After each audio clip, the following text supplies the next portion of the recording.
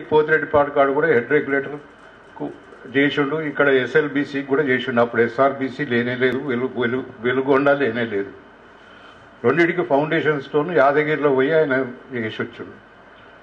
ఆ తర్వాత భవనం మారిండు. భవనం తర్వాత ఈయన విజయభాస్కర్ రెడ్డి వచ్చినప్పుడు అప్పుడు నీలం సంజీవ్ రెడ్డి గారు ప్రెసిడెంట్ ఆఫ్ ఇండియాగా ఉండి, మరి ఇట్లా మనకు 30 టీఎంసీలు వస్తున్నాయి పోతిరెడ్డిపాడు నుంచి, అది ఇది అని అంటే, ఆ గోదావరి నుంచి నీళ్ళు ఎన్నడు రావాలి, నువ్వు ఎన్నడు చేస్తావు, ఇది ఎట్లా అది ఎట్లా అంటే, మరి ఇదంతా ఎందుకండి, మరి ఏం చేయమంటావు అంటే, ఆ కేసీ కెనాల్ మోడర్నైజ్ చేయరాదు అన్నాడు. ఈయన ఒక అండర్టేకింగ్ ఇచ్చిండు, కేసీ కెనాల్ను మోడర్నైజ్ చేస్తా అనే అండర్టేకింగ్ ఇవ్వటం వల్ల అది మోడర్నైజ్ చేస్తే 19 టీఎంసీల నీళ్లు మాకు మిగులుతాయి. అవి మిగులు నీళ్లు మా నిక్కర జలాల నుంచి మేము తీసుకుంటాము అని పోతిరెడ్డిపాడు కాడ 151 ఫీట్ లెవెల్ ఉండేదాన్ని, దాన్ని 141కి చేసి 541కి చేసి, అక్కడి నుంచి 4000 క్యూసెక్లు ఫ్లో ఉంటే దాన్ని 40,000 క్యూసెక్లకు డిజైన్ చేసుకొని వాటర్ తీసుకుపోయాం.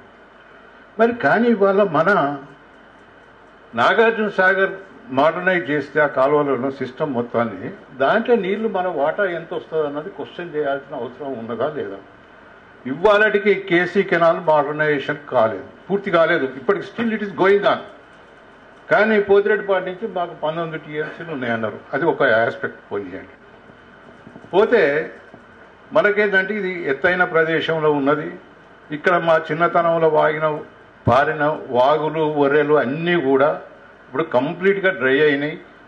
డ్రై అవడే కాదు, మేము హైదరాబాద్లో కూడా 69 రిజిస్ట్రేషన్లో జైల్లో ఉండి అప్పుడప్పుడు తప్పించుకొని సినిమాలు చూసిపోతుంటే, ఎక్కడన్నా 3 అంతస్తుల బిల్డింగ్ కడితే ఆడ ఫౌండేషన్ తీస్తే ఎక్కడైనా సరే సిటీలో మొత్తం మేము బంజారా హిల్స్ అంతా తిరిగేది. తిరుగుతున్నప్పుడు ఒక 3-4 అంతస్తుల బిల్డింగ్ కడితే ఒక 6 ఫీట్లు 7 ఫీట్ల పునాదులు తీసే కాడ కూడా నీళ్లు పంపింగ్ చేసేవాళ్ళు, అంటే అలా నీళ్లు ఊరేది.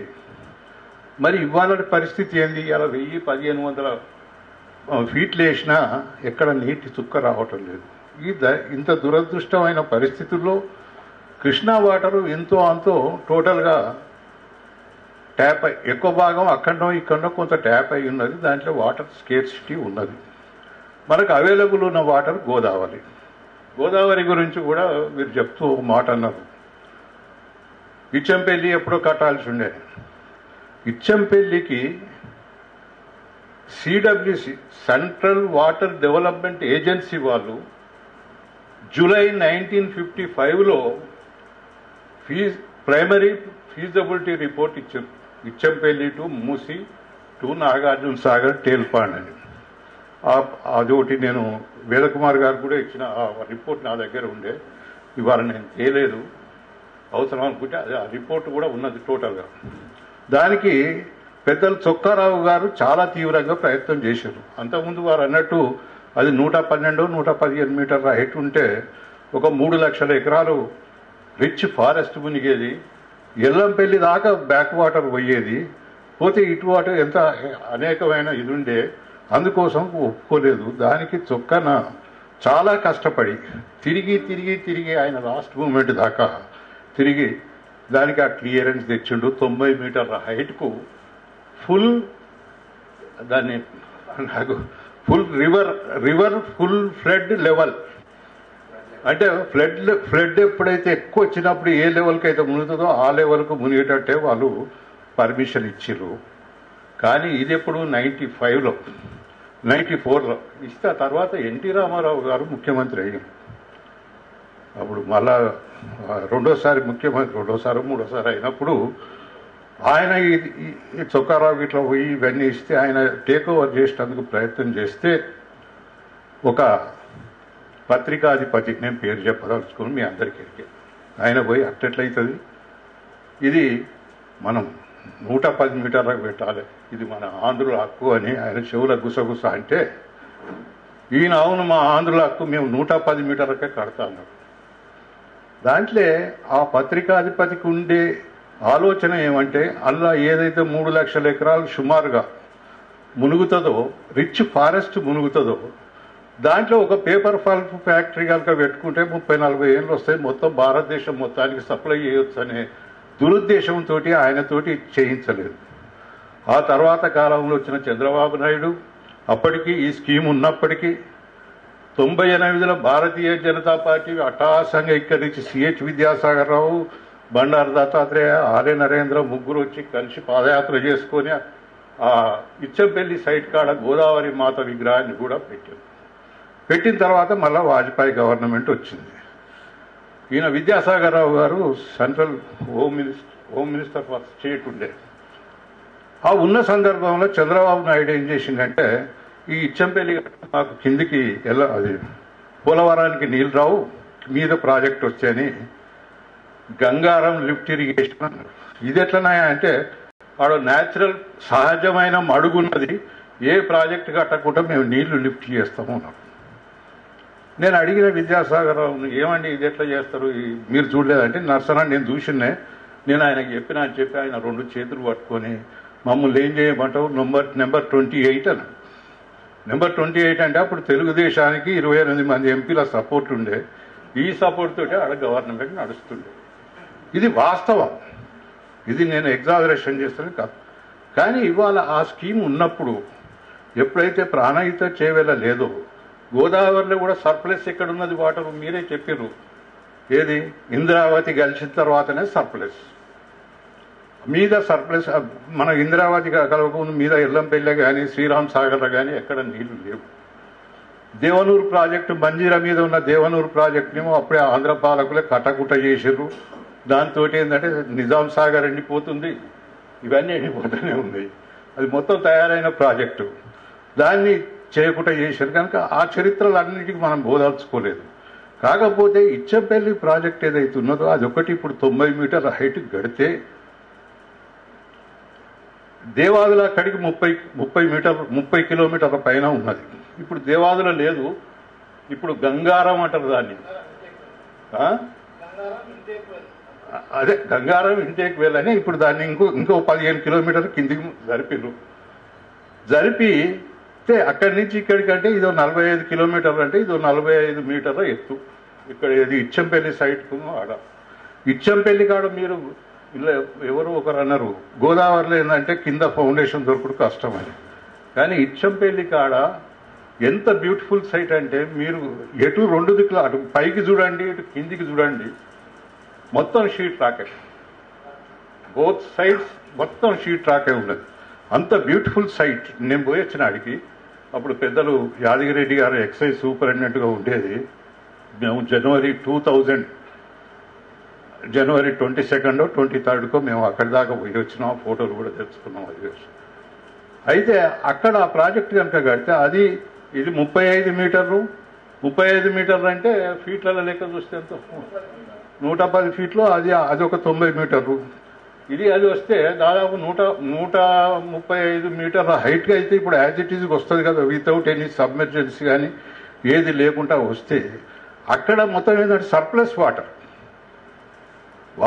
గోదావరిలో ఉండే సర్ప్లస్ వాటర్ ఎంతైనా తీసుకోవచ్చు. ఆడ 60 టీఎంసీలే కడతామా, బ్యారేజ్ కడతామా, ఎంత కడతాం, కానీ ఆడ ఎప్పటికీ వరద ఉంటుంది. అక్కడి నుంచి లిఫ్ట్ కనుక చేసినట్లయితే, కొద్ది లిఫ్ట్ చేస్తే కాకతీయ కెనాల్ ప్రాబ్లం సరిపోతుంది, కింద గంగారం సరిపోతుంది. ఎందుకంటే వరంగల్ 60 మీటర్స్ హైట్లో ఉన్నది నాకు తెలిసిన కాడికి, 250 మీటర్స్ వరంగల్ 250, 300. ఇక్కడి నుంచి అక్కడికంటే ఒక లిఫ్ట్ ద్వారా తీసుకొని వస్తే ఈజీగా ఏంటంటే, ఇప్పుడు ధర్మసాగరం కానీ ఇవన్నిటికి ఇవ్వచ్చు, కాకతీయ కెనాల్ కూడా పూర్తి వాటర్ ఇవ్వచ్చు. అక్కడ ఎప్పటికీ వాటర్ ఉంటుంది. ఆ వాటర్ను ట్యాప్ చేసే విధంగా మనం ఏదైనా చర్యలు తీసుకునే విధంగా మీరందరూ కూడా, నా మాటలు నమ్మమని నేను అంటలేను, నేను చెప్పింది చేయమని నేనేం కోరతలేను. కానీ మీరందరూ కూడా ఇప్పుడు ప్రభుత్వానికి చెవుల లాంటి వారు అయినరు కనుక మీరు ఈ విషయాలను పరిగణలోకి తీసుకొని ఇచ్చంపల్లి ప్రాజెక్టు తీసుకోవాలి. అది కాకుండా మీరు కాళేశ్వరం దగ్గర కనుక తీసుకున్నట్టయితే అగైన్ 2 రాష్ట్రాలు అడ్డం వస్తాయి. ప్రాణహిత దాటిన తర్వాత ఇటు పక్కకేమో ఛత్తీస్గఢ్ వస్తుంది, అటు పక్కకేమో మహారాష్ట్ర వస్తుంది. మహారాష్ట్ర, ఇక్కడ ఇంద్రావతి కాడ ఛత్తీస్గఢ్ వస్తుంది, మహారాష్ట్ర వస్తుంది, రెండు వస్తాయి. అందుకోసం ఈ ప్రాబ్లం లేకుండా ప్రాజెక్టు తీసుకోగలిగిన వ్యవస్థ అక్కడ ఉన్నది. అక్కడ ఆ రోజుల్లో మన దురదృష్టం, తెలంగాణ ప్రజల యొక్క దురదృష్టం, నైజాం నవాబ్ పీరియడ్లోనే ఆ ప్రాజెక్టు కనుక పూర్తి అయ్యి ఉంటే కట్టినరు, చూసినాం మేము. ఇటు పక్కకు కట్టినరు, అటు దిక్కు స్లూయిస్ కూడా కట్టి పెట్టినరు, మధ్యన గండి వాటర్ డైవర్ట్ చేసి ఇది పూడ్చే పరిస్థితి ఉండే. పెద్ద పెద్ద రాళ్ళు బోల్డర్స్ చేసి సుర్కి అంటే సున్నంతో వేసి ప్రాజెక్టు కట్టున్నారు. ఇప్పటికీ ఉన్నది అది. అక్కడనే బీజేపీ వాళ్ళు గోదావరి మాత విగ్రహం అని పెట్టినారు. అది మేము సైట్ కూడా మేము విజిట్ చేసినాము, చూసినాము. చాలా బ్యూటిఫుల్ సైట్. దాన్ని పరిగణలోకి తీసుకుంటేందుకు ఏమైనా అవకాశం ఉంటే చూడండి. అది కనుక కడితే కంతాలపల్లి అవసరం ఉండదు. అక్కడి నుంచే ఇవ్వచ్చు కదా నీళ్లు. కొత్తగా కంతాలపల్లి కాడ కట్టాల్సిన పని లేదు. కంతాలపల్లి కాడ ఎట్లా ఉంది ప్రదేశం అంటే, నేను వరంగల్లో చదువుకున్న వాడిని, మీరు అక్కడ వరంగల్. అక్కడ ఏంటంటే మా చిన్నగా ఉన్నప్పుడు చెప్పేవాళ్ళు అన్నట్టు, అవతల ఆల్బకా గుట్టలన్నీ ఉన్నాయి. ఆ గుట్టల మీద ఎండాకాలంలో ఒక పులి, చిరుత పులి నీళ్ళ దాహం అయితే ఇక్కడ చూస్తే గోదావరి నీళ్లు కానొస్తున్నాయి. అది దమ్ము పట్టి ఉరికొచ్చే వరకు, ఈ నీళ్ళ కాడికి వచ్చే వరకే చచ్చిపోయింది. అంటే ఆడ గోదావరి ఎంత వెడల్పు ఉంటుందో చూడండి. ఆ విధమైన పరిస్థితుల్లో మీరు ఆ కంతాల పెళ్లి కానీ వీటన్నిటిని అవాయిడ్ చేసేందుకు అవకాశం ఎంతవరకు ఉన్నదో మీరు పరిశీలించండి. నేను సాంకేతిక నిపుణుని కాదు, నేను టెక్నీషియన్ కాదు. కాకపోతే ఆల్రెడీ మన దగ్గర ఏంటంటే సెంట్రల్ వాటర్ డెవలప్మెంట్ ఏజెన్సీ వాళ్ళు 94లో జూలైలో ఇచ్చిన ఒక ఫీజబిలిటీ రిపోర్ట్, నేను ఇదివరకు ఒకసారి విద్యాసాగర్ రావు గారికి కూడా చెప్పిన ఈ విషయం. చెప్తే అవును అది మేమున్నప్పుడు ఇచ్చిందే కదా, ఇంటర్ రివర్ లింక్ స్కీమ్ అని చెప్పాయని అన్నాడు. నేను నిన్ననే అనుకోకుండా ముఖ్యమంత్రి గారికి ఓ లెటర్ కూడా పంపించిన, ఇదే తీసుకోమని. అందుకోసం గోదావరి మీద మనకు అప్పటి ఇచ్చంపల్లి ప్రాజెక్టునే కనుక ఇప్పుడు అక్కడనే ఆ 90 మీటర్ల హైట్కు పూర్తి చేస్తే దాదాపు తెలంగాణకు సగం దరిద్రం తీరుతుందేమో అని మా ఊటి వాళ్ళ అభిప్రాయం. అందుకోసం మిగతాది కాళేశ్వరం కావచ్చు, కింద కంతాలపల్లి కావచ్చు, లేకపోతే గంగారం కావచ్చు, తర్వాత ఇంకోటి మేమైతే మొదటి నుంచి చెప్తూనే ఉన్నాము, దమ్ముగూడెం నుంచి టేల్ పాండ్ ఏదైతే ఉన్నదో దాన్ని టోటల్గా అవాయిడ్ చేయాలని. ఎందుకన్నామంటే ఆ కాలువ తవ్వకంలోనే 80,000 ఎకరాలు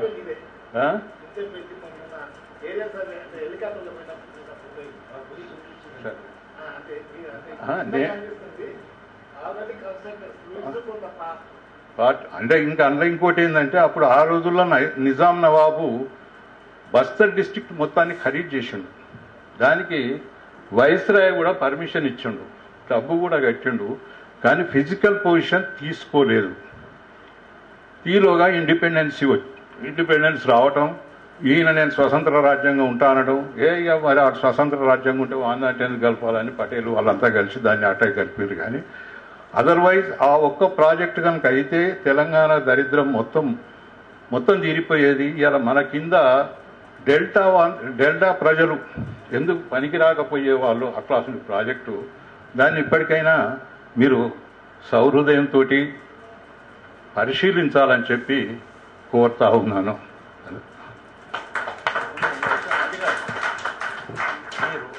మీరు ఆ లిఫ్ట్ స్కీమ్ల విషయంగా మాట్లాడుతారు కదా, అప్పుడు మీరు పంజాబ్ హర్యానాలో పోయి చూసి వచ్చారు, ఆ విషయం చెప్పండి.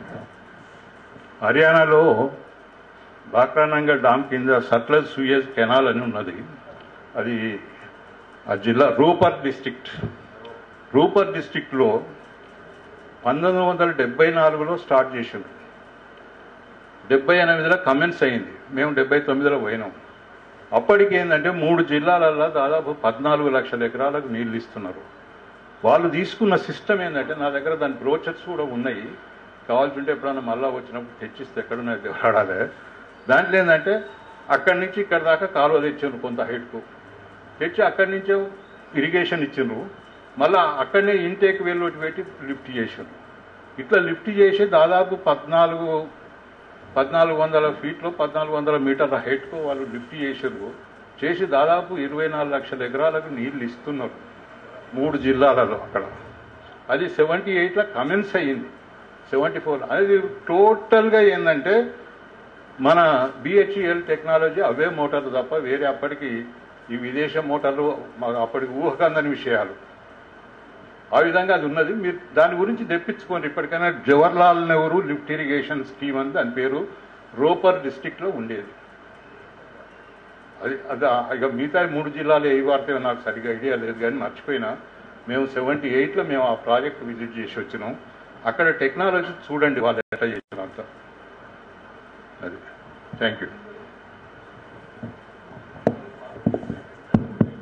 అదే దీని విషయంలో పెంటారెడ్డి గారు వివరించాలని కోరుతున్నాను.